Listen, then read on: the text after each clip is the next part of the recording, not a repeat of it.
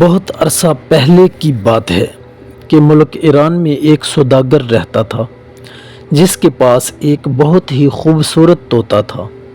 سوداگر یہ طوطا ہندوستان کے جنگل سے پکڑ کر لایا تھا۔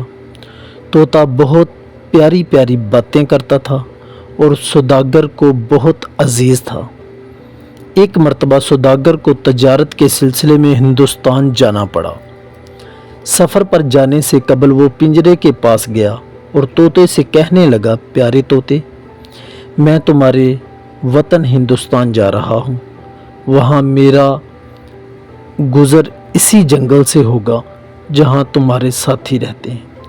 اگر تم انہیں کوئی پیغام دینا چاہتے ہو تو بتا دو۔ طوطے نے جواب دیا کہ مالک، آپ میرے دوستوں کو صرف اتنا کہہ دو کہ وہ تو بڑے مزے سے وطن کے جنگل میں رہتے ہیں، آزاد فضاؤں میں سانس لے رہے ہیں، مگر میں بدنصیب وطن سے دور اس پنجرے میں بند ان سے ملنے کے لیے تڑپ رہا ہوں۔ جب سوداگر ہندوستان پہنچا تو اپنے قافلے کے ہمراہ اس کا گزر اسی جنگل سے ہوا جہاں طوطے کے دوست رہتے تھے۔ وہاں بہت سے خوبصورت طوطے درختوں پر بیٹھے۔ انہیں دیکھ کر سوداگر کو اپنے طوطے کا پیغام یاد آ گیا اور اس نے بلند آواز میں انہیں وہ پیغام سنا دیا۔ جیسے ہی سوداگر نے اپنی بات ختم کی تو ایک طوطے کی حالت خراب ہو گئی۔ وہ بری طرح تھر تھرانے لگا اور درخت کی شاخ سے گر کر دم توڑ دیا۔ یہ دیکھ کر سوداگر کو بہت افسوس ہوا۔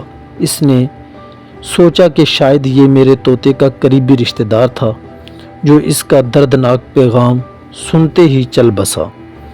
جب سوداگر اپنے وطن پہنچا تو اس نے اپنے طوطے کو اس کے رشتہ دار کی موت کا حال سنایا۔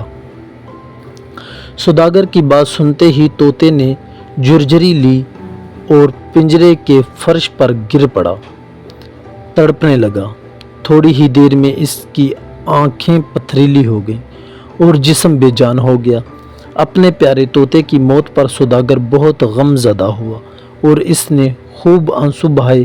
پھر اس نے پنجرہ کھول کر طوطے کو باہر نکال کر پھینک دیا۔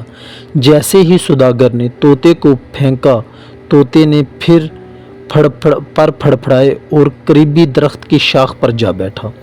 یہ دیکھ کر سوداگر بہت حیران ہوا اور طوطے سے کہنے لگا، اے بے وفا طوطے، میں تجھے اتنا عزیز رکھتا تھا مگر تو نے مجھے خوب دھوکہ دیا۔ طوطا یہ سن کر بولا، تم مجھے اس لیے عزیز رکھتے تھے کیونکہ میں اچھی اچھی باتیں کر کے تمہارا جی بہلاتا تھا، مگر اے بے وقوف انسان، تم نے تو خود مجھے وہ ترکیب بتائی جو میرے دوست نے بھیجی تھی۔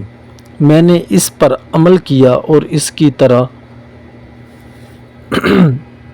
مردہ بن گیا تو تم نے خود مجھے اپنے ہاتھوں سے آزاد کر دیا۔ اب تم خود بتاؤ کہ جب سب کچھ تم نے اپنے ہاتھوں سے کیا ہے تو پھر مجھے کیوں برا کہہ رہے ہو؟